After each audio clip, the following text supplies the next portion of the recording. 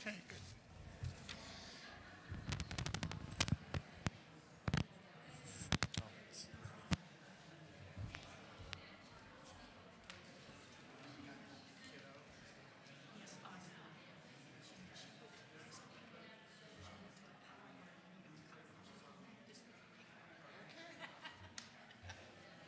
I should make sure that the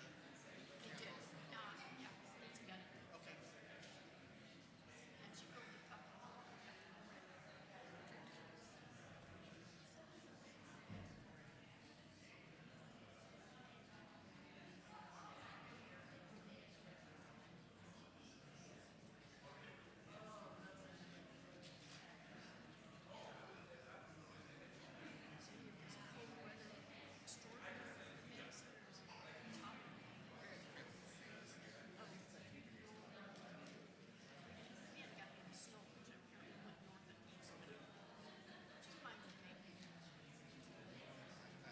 Dear friend who's on long tour up in Julie, and she just went back up this week.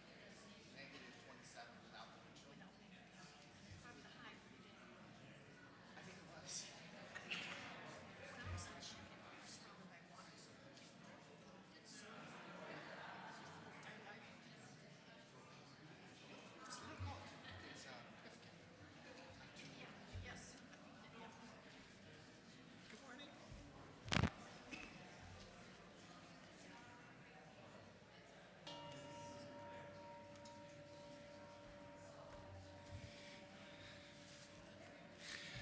good morning. Good morning.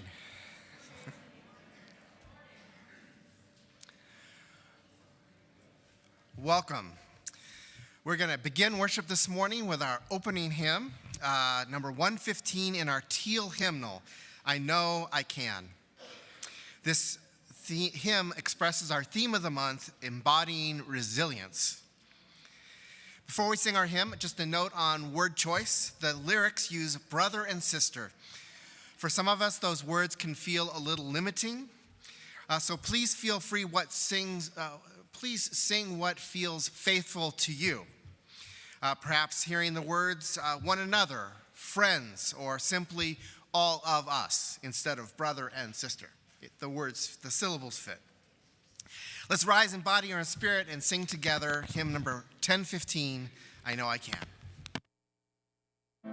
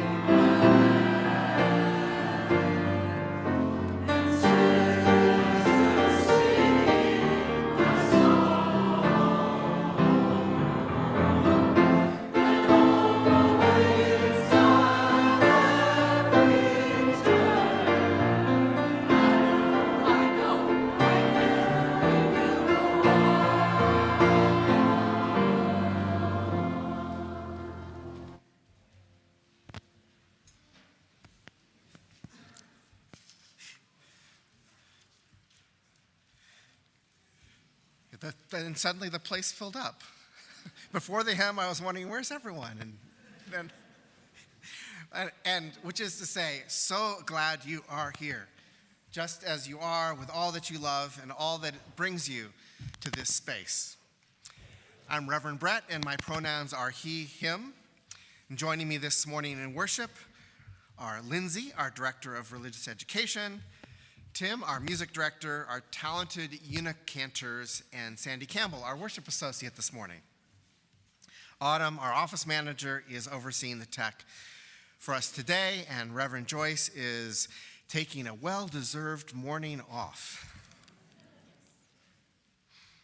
If you're in person, do join us for coffee hour after the service. The Faith in Action team, I believe, is providing hospitality for us today. Is that correct? Okay, good. And if you're online, do comment, like, or share the worship service. In fact, if we want to wave to everyone at the home, welcome them. It's nice to do that every once in a while. If today is your first day worshiping with us, either online or in person, we're thrilled that you're here, and please let us know who you are so that we can be in touch.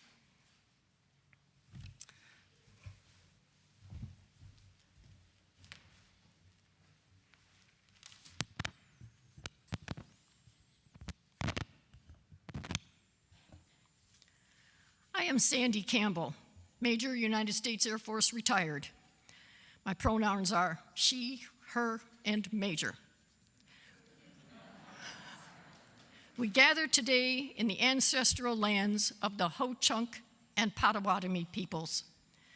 We are in deep gratitude for the privilege of being on this sacred land.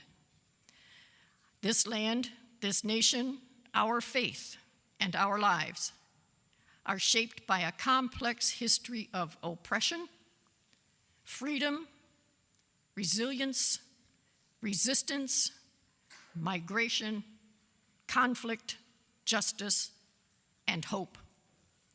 From these intertwined legacies, we learn, reflect, seek healing, offer gratitude, and strive to create a world that will reflect the choices we make for future generations. We gather today in worship, and as we do, we join in our sacred ritual. The flaming chalice is a symbol of our faith. Audrey, who can't wait to go back to the pottery barn where she made a cup last week and is going to pick it up this week.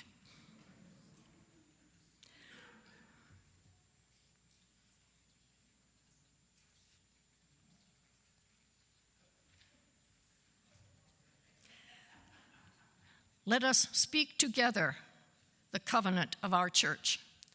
Love is the spirit of this church, and reason is its guide. To dwell together in peace, to seek truth in freedom, and to serve human need. This is our covenant. Now we will sing our chalice response song.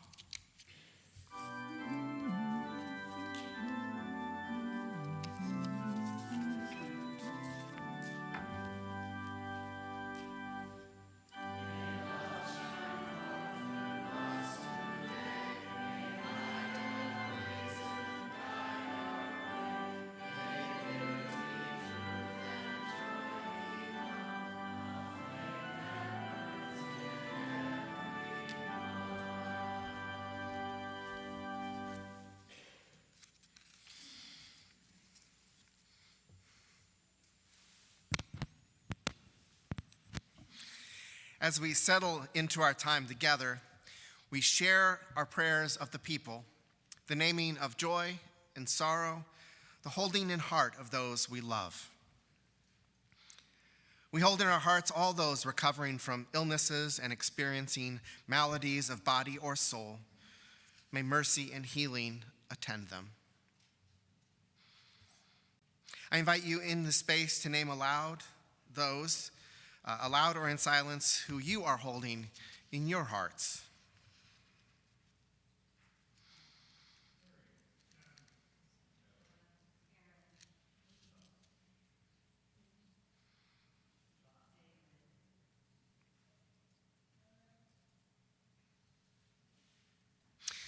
Let's turn now and greet one another in fellowship.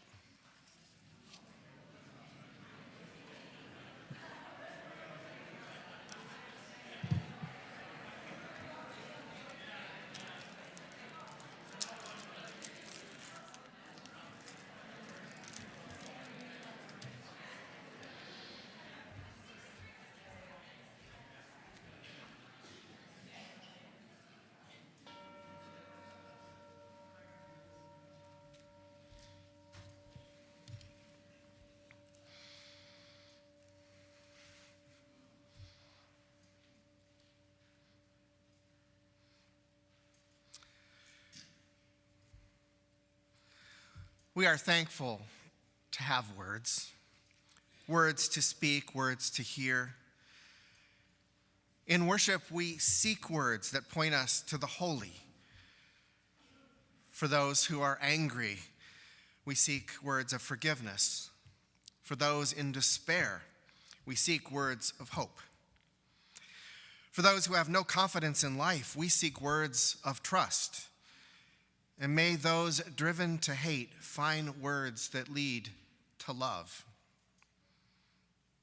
And may such a love be a force that snaps the chains that we have placed upon ourselves. May our compassion make the world more kind. May we nourish the web of justice and of peace. May we create a fragment of beauty to add to the mosaic of wonder.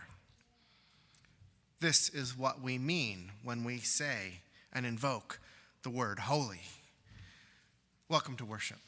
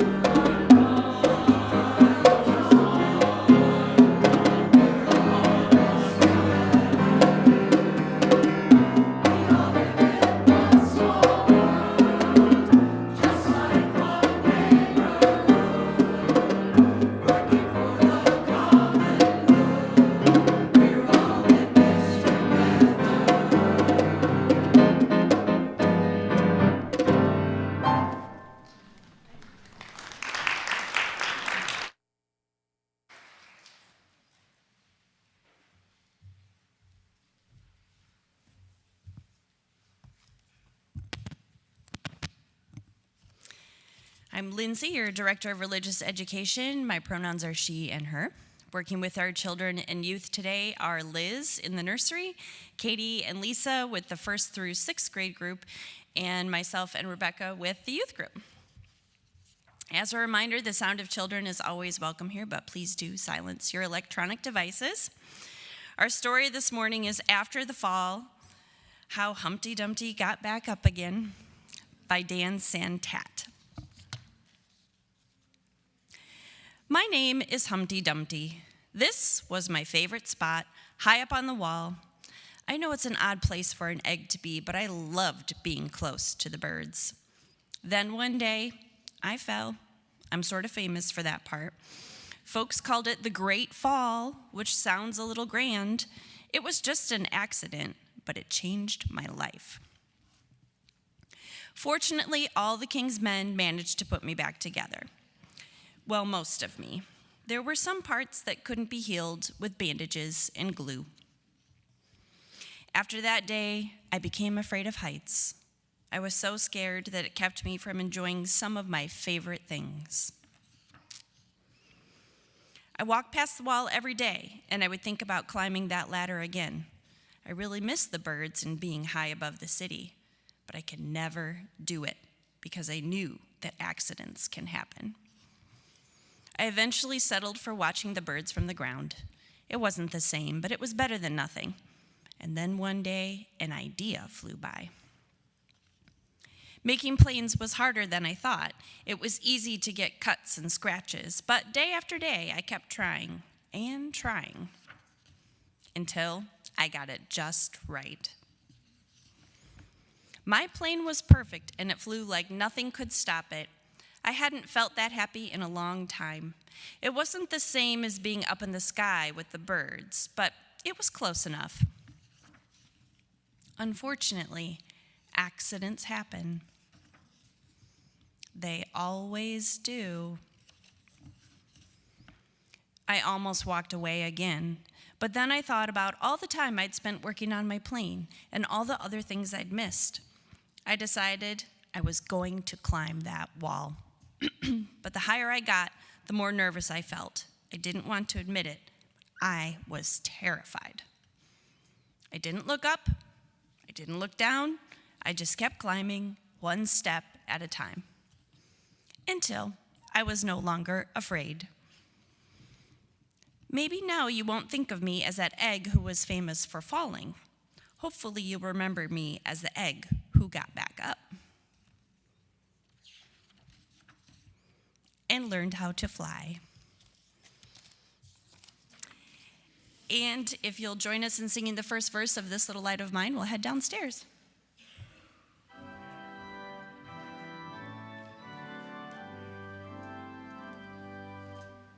This little light of mine, I'm gonna let it shine. Light of mine, I'm gonna let it shine. This little light of mine, I'm gonna let it shine, let it shine, let it shine, let it shine.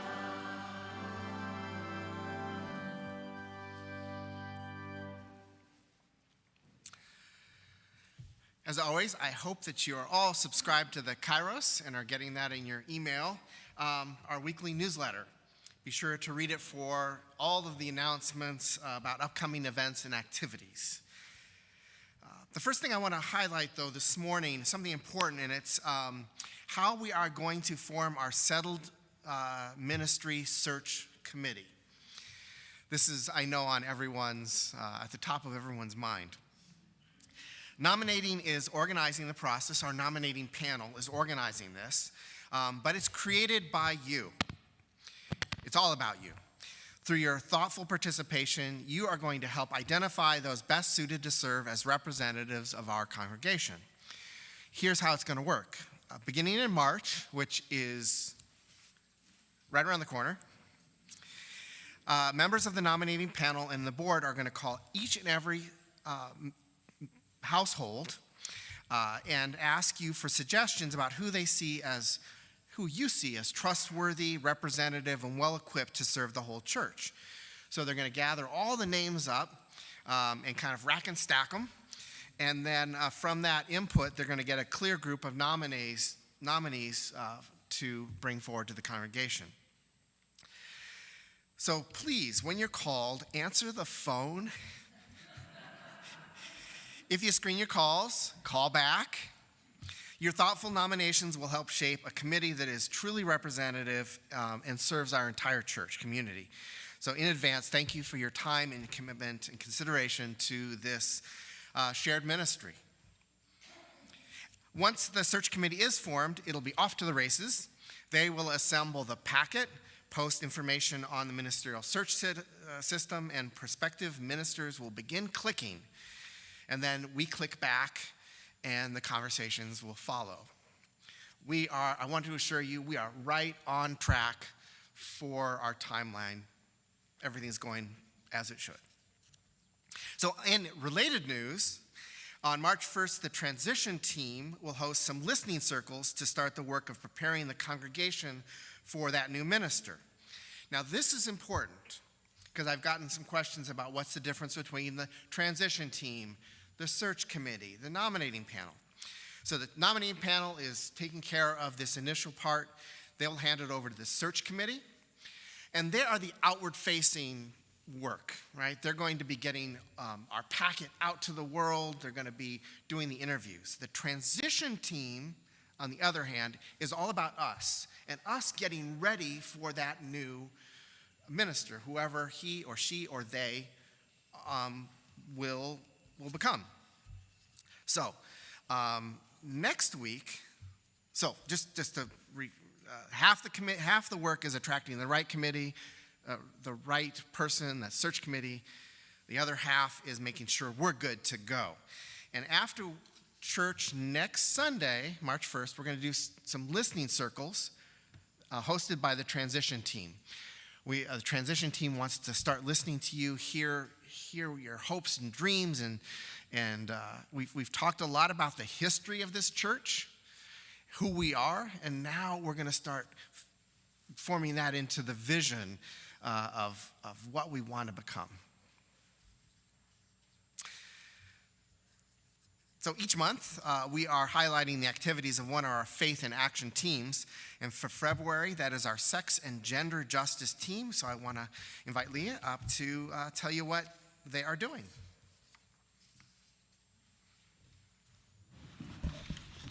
Good morning. My name is Leah Gima, and my pronouns are she, her, and hers. Together with Jennifer Riley, I am a co-leader of the Sex and Gender Justice team. We meet today and every fourth Sunday after church, and we always welcome new members and guests. Thank you to all who attended and volunteered for our wonderful Wednesday Elders panel. Big thanks to our panelists for sharing their stories, and to the setup and cleanup crew. Studies have shown that a key factor in resilience is getting to tell our stories and have them truly heard. Everyone who attended played an active role in that, so we appreciate you. Today we share the plate with WCCC Scotty's Fund. Founded by Scotty Lichtenheld, a member of this church, Scotty's Fund works through Winnebago County Citizens for Choice to offer financial help with all aspects of abortion care. 80% of what is collected today will go to Scotty's Fund. The offering will now be given and gratefully received.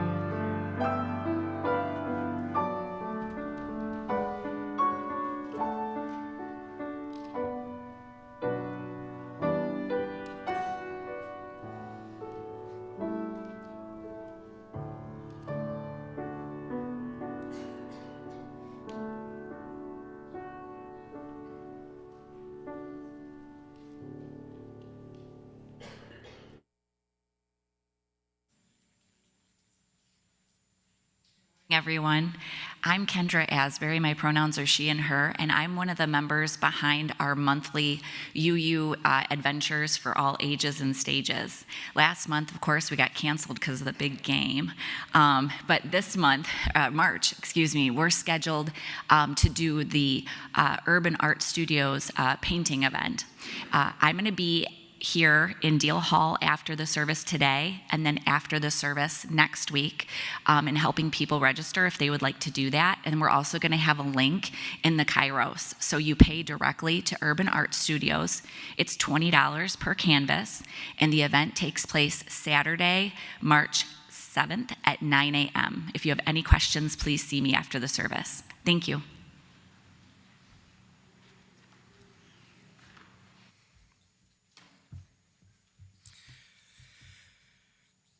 And now let us turn our hearts to a spirit of prayer and meditation.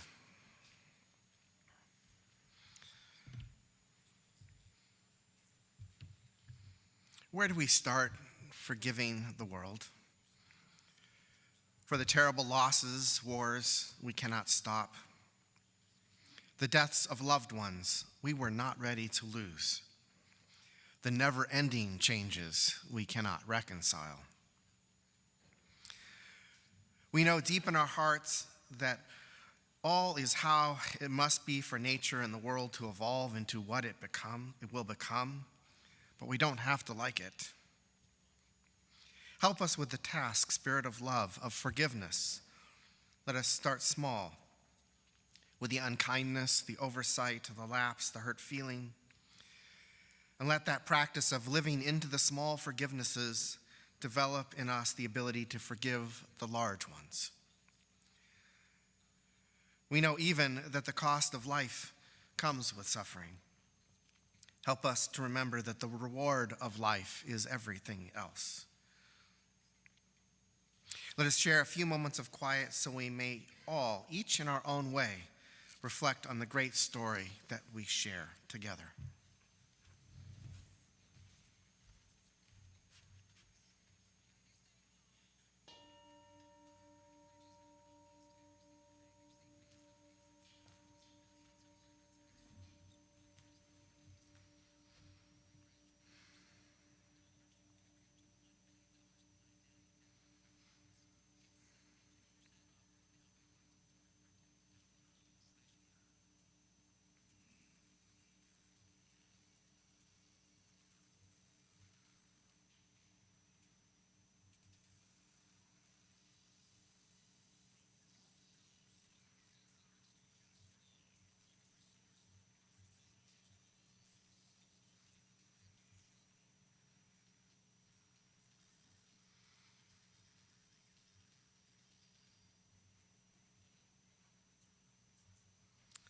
Blessed be, and amen.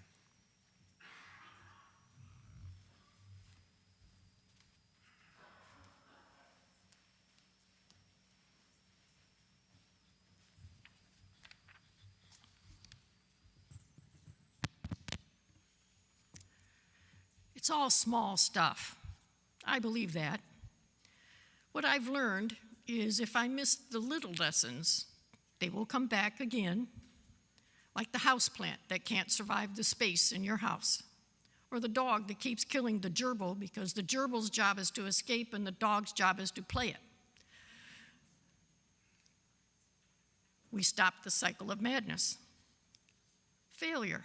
Oh, nobody wants to experience that. I did. It was second grade. We moved to a new city. I was scared, didn't know anyone in the class. To avoid my discomfort and fear, I rode the sick book. I played hooky. I did that to the point of failure. I repeated second grade. It gave me time to grow, learn what I missed by being out of class.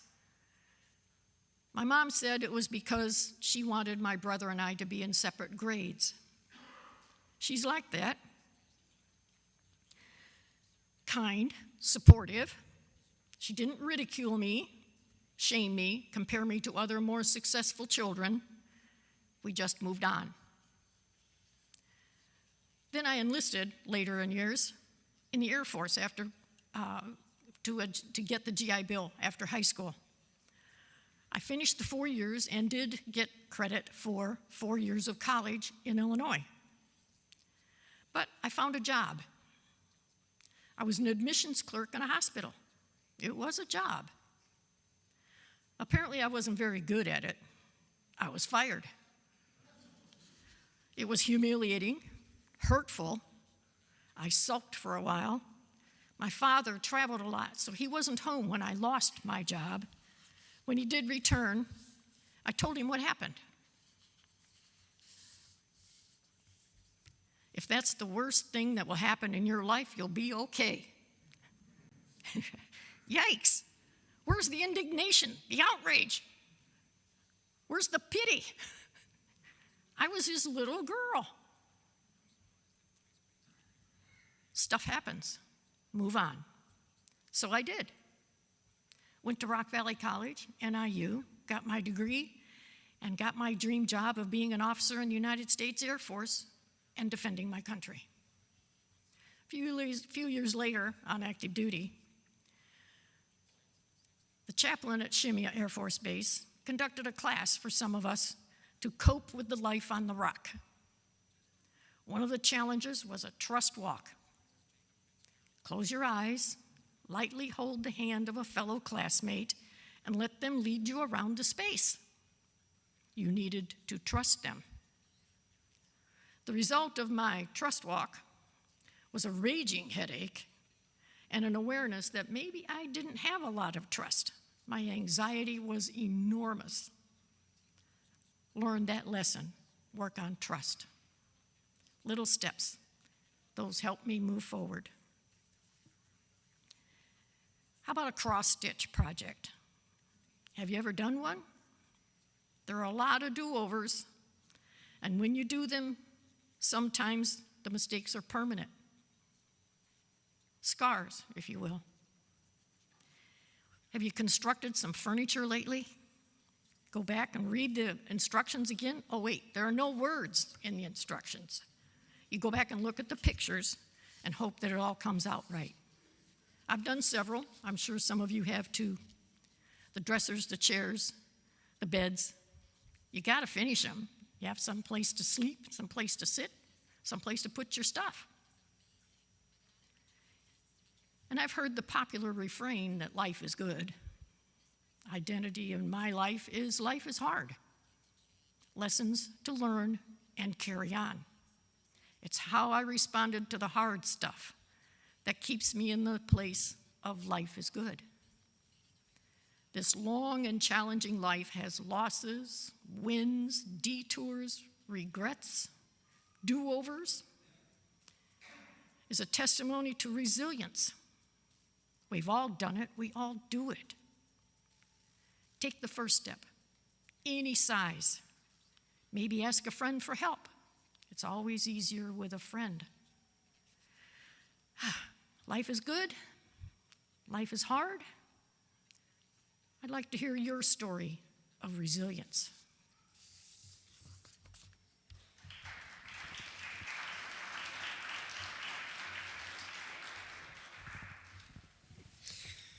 Let's rise in body or in spirit for our second hymn, number 1, May Nothing Evil Cross This Door.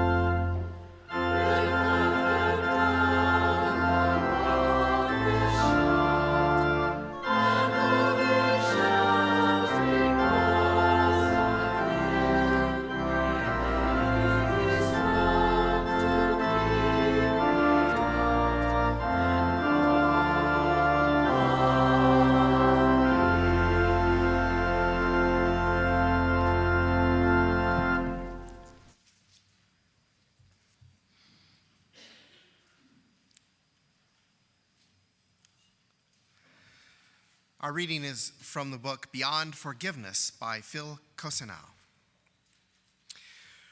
Regarding forgiveness as a practice, I think that a person needs a practice, period. The ego is so dominant that we are always prone to be right, to understand our side of the equation. We need a spiritual practice that is constantly expanding our paradigm, our point of view, so that we're not seeing things through the ego, but through the heart of compassion, our spiritual perception. We need a prayer practice, and we need a meditation practice. We need to practice philanthropy, generosity. We need to practice forgiveness. These things need to be practiced until they become a way of life. That ends the morning's reading.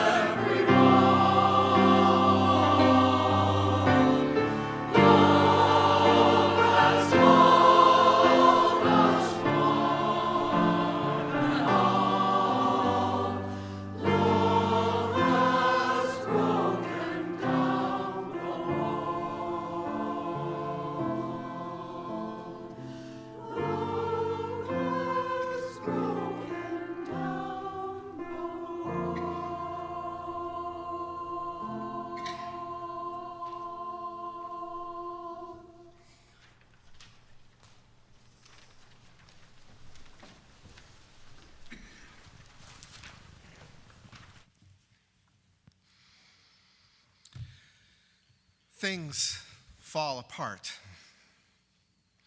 Of course, I'm talking about the world. I hear so many of us struggling to make sense of what feels like the world falling apart. I'm right there with you, and so my sermon this morning is less about giving you the answer than sharing some thoughts about where I'm trying to start down a path to forgiveness. Because ultimately, that's where we need to get, I think. We need to get there from this dumpster fire of a situation to a point where we can forgive. I don't know everything, for this happening. And I wasn't going to preach about Lent. While I have found it a powerful practice to examine my personal spiritual life in the past, most of us probably don't relate to it much as it's practiced in traditional Christianity. I didn't see many ashes on foreheads Wednesday. Could be wrong, but maybe a few. And that's okay too. Yet my book discussion group slammed right into it on Wednesday. We're reading Diana Butler Bass's book, A Beautiful Year. And this week's reading is on Lent. Now, Bass's book was published just 3 months ago, so part of me wants to scream through the pages, "Beautiful year, Diana? Really?" Butler Bass is known as a purveyor of gratitude and inspiration, but this seemed too far. Her reading on Lent turned out to be less a reflection on repentance and fasting and discipline, and more of a meditation on the forgiveness of death itself. Or more to the point, coming to peace with the death of things. It seemed very much written for a world falling apart under the oppression of a tyrannical emperor. Fitting story. I've never thought much about this relationship between Lent and forgiveness, but this is what Butler Bass suggests. Because if spring and rebirth are right around the corner, we won't be able to feel gratitude for those gifts if we are mired in resentment and anger. I wasn't going to talk about Lent. And then I ran into it again on Ash Wednesday, when U2 dropped an EP titled Days of Ash. Not very subtle, Bono. But wait. The EP centers on the events in Minneapolis and begins with an 80s-inspired chorus. "I love you more than hate loves war." Or, "I love you, America, more than hate loves its war on America." The album ends with Yehuda Amachai's poem, Wild Peace. "Let peace come," the poet cries out, "like wildflowers suddenly because the field must have it, wild peace. Like wildflowers suddenly because the field must have it, wild peace." For Bass and U2, this Lent isn't about personal salvation, but rather collective liberation. Okay, Lent. I'm paying attention. Is this? Got a little thing going there. The truth is, the more we love, the more we feel loss. We do love the world more than those who hate and love tearing it down. We do need the surprise of wild peace, wildflowers. We have lost much in this year of things falling apart. The thought of my mind for this Lent is this: how can we move toward the kind of unconditional forgiveness the world seems to require of us, more now than ever as things fall apart? Now, I learned most of what I know about forgiveness when things fall apart from my diminutive Southern Baptist grandmother. The Southern Baptist identity was very important to her. And up until she was 93 years old, she walked more than a mile to church every Sunday up and down the steep hills of Newport Beach, California, and did Zumba and yoga. She was that kind of tough, all 4'9" of her. And I'll never forget how she outpaced Cindy and I the Sunday she proudly took us to see, finally, the beloved church that she'd been talking about for decades. I had avoided going there because I don't really like fundamentalist services. But she was 93, and let's honor Grandma's tradition. Now, we approached the church, and on the sign it read, Community Church of Newport Beach. And then in tiny little letters underneath, it said, United Church of Christ. "Grandma," I said, "are you UCC?" "What's that?" she said. She squinted at the little letters, which she really couldn't. They were tiny. "I just love the way this church loves everyone." Now, for those of you who don't know, UU and UCC are closely allied as justice-loving progressive traditions who love everyone. She loved more, my grandma figured out, more than hate loves war. I didn't tell her that it wasn't a Baptist church. She didn't care. Truth be told, my grandma spent her whole life learning to love and forgive. Growing up, my family all had big and often abrasive personalities. Someone would say something grossly inappropriate at Christmas, forgiven. Someone would violate the no politics at Thanksgiving rule with a rant about Carter or Clinton, for whom I always seemed to have to answer because I was the only Democrat in the bunch. Forgiven. One of my cousins once disowned the family for some forgotten reason and changed his last name legally. It was unforgivable, my grandfather said. My grandma said nothing's unforgivable. And for her, nothing was. She was always the one to put a frame of forgiveness on things.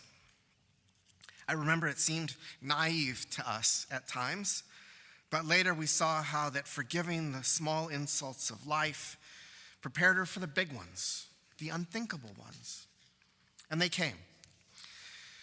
In separate instances, her adult son and adult daughter were both tragically killed, my father and aunt.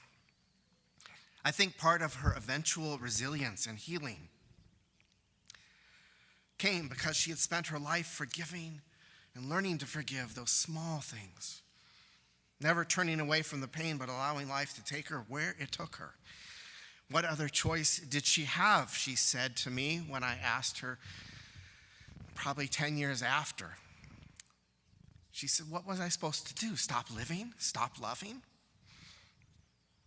Now, losing his children destroyed my grandfather, who died bitter and hurt. His world fell apart. Grandma's did too, but somehow joyfulness eventually returned. If the cost of life is suffering, she knew the reward of life is everything else.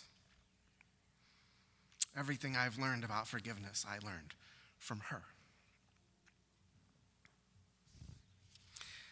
Piero Ferrucci, in his book, The Power of Kindness, writes that this level of forgiveness is counterintuitive to the evolutionary process that would have us destroy all that threatens our sense of safety.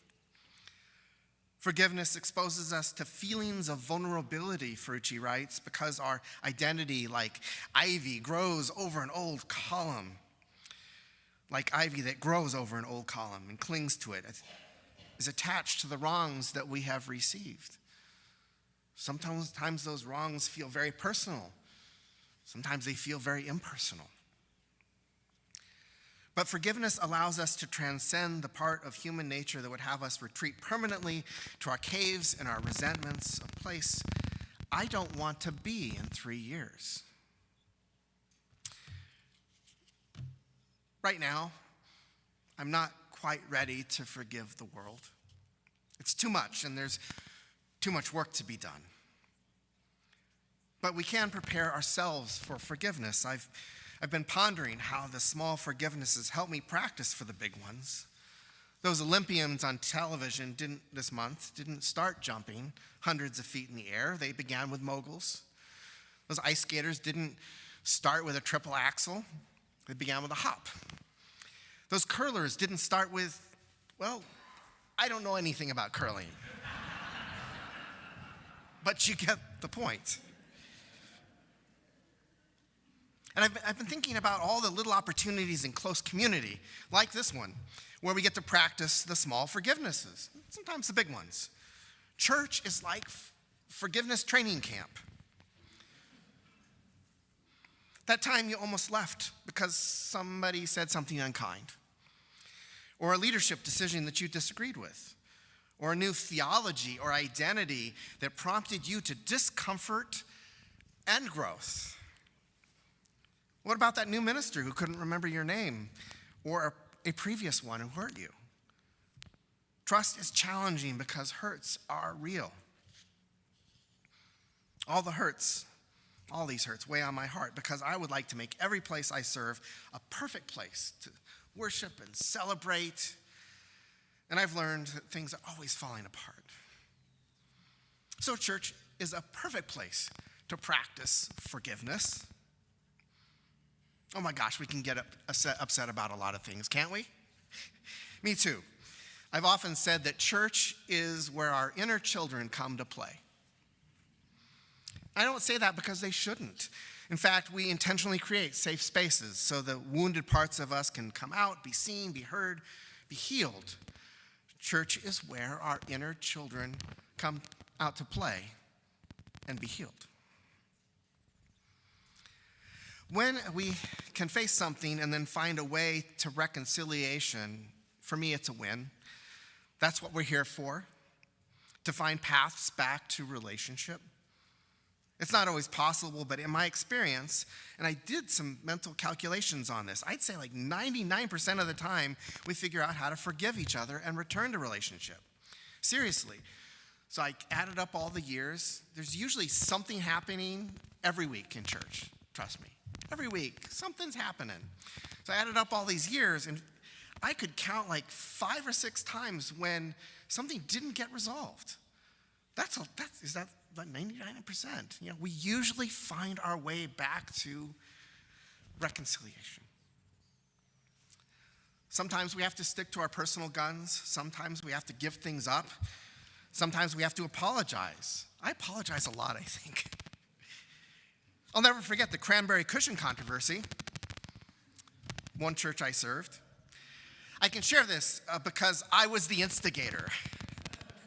I was just arrived as a newly settled minister, and after watching people trip over each other week after week, there was one big aisle, and people would like trip over each other trying to get to the thing. So I moved the chairs. I created 3 aisles so that there were people, and it moved people closer to the center, and I was closer. It was beautiful. I don't even need to tell you where that went. That's why when you all have said a few times, hey, Bret, can you fix the chairs? And the chairs, and I'm like, I just run away, right? But we learn to forgive. Because they're not just chairs. I figured out they're the furniture of our lives. I know there's some static going on here. But the next time I had to mess with chairs, and we did, I was better prepared. You see, some people wanted cushions on the hardwood chairs. Others worried that 300 pillows would ruin the perfect musical acoustics in the room. I know, right? And everyone was worried about the color. And I was in the middle of it again.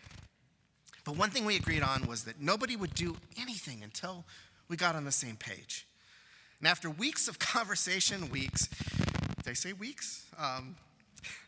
We came to a resolution that as long as somebody held up this cranberry cushion color, and they said, as long as it's this color, it'll be okay.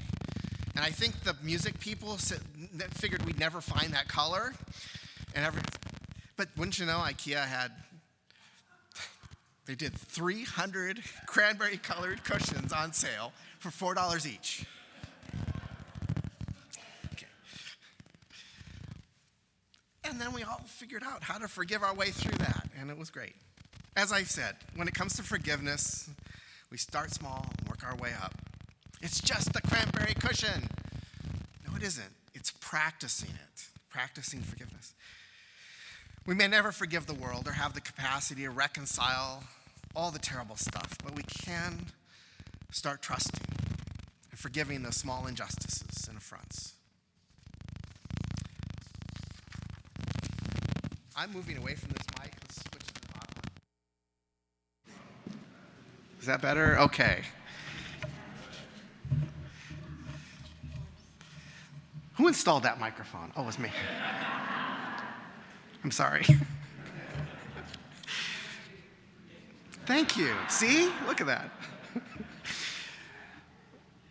All the qualities to which we aspire, to be good character, to be resilient, to be steadfast, to be loving, for me, they all rest on this ability to practice forgiveness, being in community, being together with other people.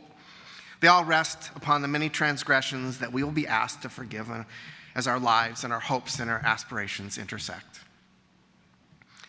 As we've been saying from the moment these current assaults on decency, democracy, civility, the Constitution, human decency, and the rest began, we've been saying we were made for these times. And it may not be the first time we've watched things fall apart.